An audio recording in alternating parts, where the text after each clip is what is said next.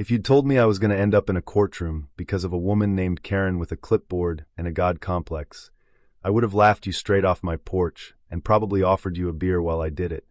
I survived 2 tours overseas, worked contracts in places where the air smelled like diesel and bad decisions, and somehow the biggest war of my life started over a patch of grass and a sagging fence.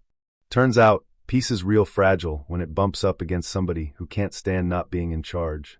When I retired, I wasn't chasing excitement anymore. I'd had my fill of chaos, explosions, radio static, the constant hum of what if. What I wanted was quiet, the kind of quiet that settles into your bones.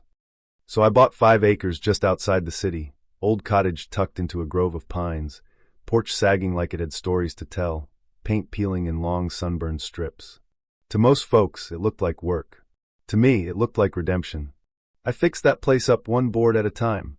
Cleared the backyard, planted tomatoes, built a little study in the attic where the light hit just right around 5 p.m. evenings. I'd walk the perimeter of my land. Just me, the wind in the trees, maybe a hawk circling overhead. I figured I'd finally outrun the noise. What I didn't count on was Maple View Estates. Picture rows of beige houses, so identical you could lose your own front door. Lawns trimmed like military haircuts. Not a blade out of place.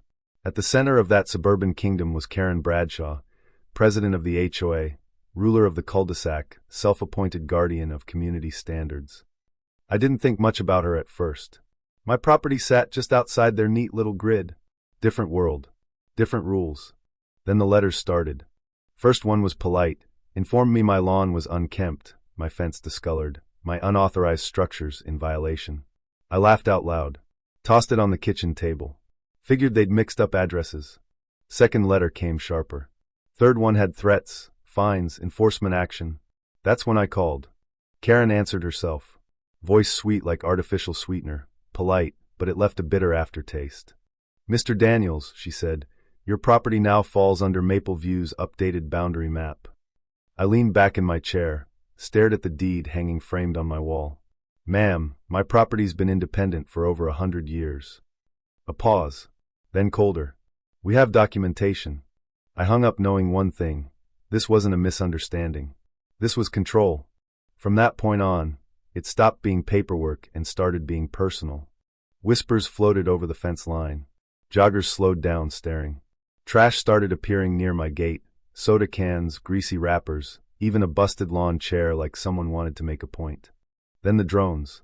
Little mechanical mosquitoes buzzing over my garden, hovering near the house. I checked my cameras. Security had been a habit since overseas, and sure enough, Maple View security uniforms operating them. I didn't confront anyone. Not yet. I documented everything. Dates, times, footage. Patience isn't weakness, it's strategy. Karen, meanwhile, took her show on the road. At a monthly HOA meeting, which, yes, I eventually got a recording of, she stood in front of a room of folding chairs and pumpkin spice candles and said I was a growing threat. Claimed there were anonymous reports of suspicious visitors, possible illegal substances. I don't even smoke. Parents started looking at my property like it was a haunted house. Teenagers climbed my fence one afternoon, dared by adults who should have known better. You could feel the shift, that ugly groupthink that turns neighbors into jurors. I stayed quiet until they kicked in my front gate at 6 in the morning. I woke to tires screeching and metal ripping. Pulled up my camera feed. Uniformed HOA security swarming my yard like they were raiding a cartel compound. One of them didn't even knock. Just booted my door clean off its frame. They barged in shouting about an anonymous tip. Illegal activity. Community safety. The warrant they waved at me was a glorified HOA memo, signed by Karen. They tore through my house. Drawers dumped. Closet doors yanked open. One of them knocked over a framed photo of me and my late wife. Glass shattered across the floor like something inside me cracking with it. Another guard laughed in my study and said, Karen's gonna love this. He didn't know my cameras caught every second. That was the moment the war stopped being symbolic. I called the police. When the real officers showed up, lights flashing red and blue across my pine trees, the difference in authority was almost funny. They watched the footage, gate destruction, forced entry, vandalism, and their expressions shifted from confusion to something harder. Karen arrived right on cue, blazer crisp, face arranged in concern. This is for the community, she insisted. The lead officer cut her off mid-sentence. "Ma'am, this is criminal trespass." You ever watch someone's confidence crack in real time? It's subtle, a twitch in the jaw, a blink held too long. She was arrested on my driveway. But that wasn't the twist.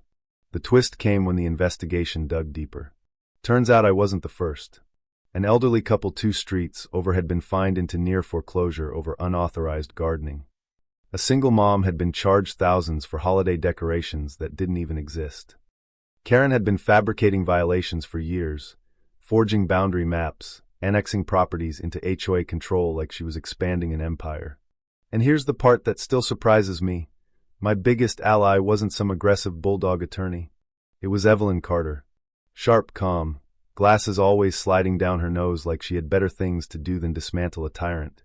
But she was surgical in court. She found emails where Karen directed the security team, found falsified maps, exposed the paper trail of manipulation. In court, I kept it simple, told the jury I moved there for peace, that I didn't start the war, I just refused to surrender my home. Karen tried to play misunderstood leader, claimed it was all confusion. Evelyn cross-examined her so cleanly it felt like watching someone slowly unravel a sweater thread by thread. When the verdict came down, guilty on all counts, the room went dead quiet before the murmurs started. Forgery, filing a false police report, orchestrating unlawful invasion. 3 years in state prison, restitution for damages, independent audit of Maple View Estates. And that's when the real shift happened. See, people love order until they realize it's built on fear.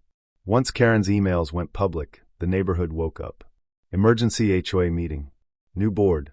Financial audit uncovered years of misuse. The same folks who'd once crossed the street to avoid me showed up at my porch with apologies.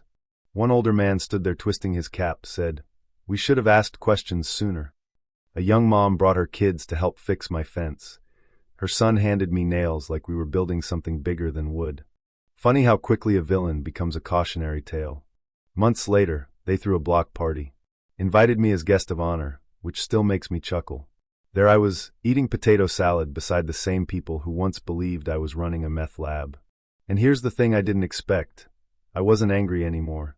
I realized something sitting on my rebuilt porch one night, cicadas humming in the trees. Power doesn't always show up in uniforms or titles. Sometimes it hides behind bylaws and for your safety.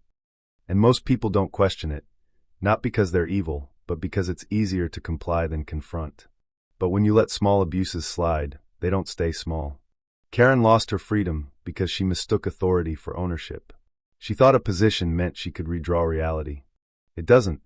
Your home, your boundaries, your rights, they don't shrink just because someone prints a new map. Last I heard, she sits in a gray cell, fluorescent lights buzzing overhead. No visitors. No meetings to run. No one whispering her name like it means something. Meanwhile, Maple View actually feels like a neighborhood now. Transparent rules. Real votes. Less fear. And me? I wake up early, water my tomatoes, drink coffee on that same porch. The pines still rustle. The world still turns. Only difference is, now when I walk my land, I know exactly what it costs to keep it. Justice isn't always dramatic. Sometimes it's just handcuffs clicking in your driveway while the sun comes up. So here's the question I keep coming back to. Where's the line between community standards and control? At what point does protecting the neighborhood become something uglier? If I'd kept my head down, paid the fines, stayed quiet, she'd probably still be running that place. Would you have fought it? Or would you have let it slide to avoid the trouble? Drop your thoughts below. I'm genuinely curious. Ever had someone try to bully you with paperwork and a smile? Ever seen power abused in the name of order?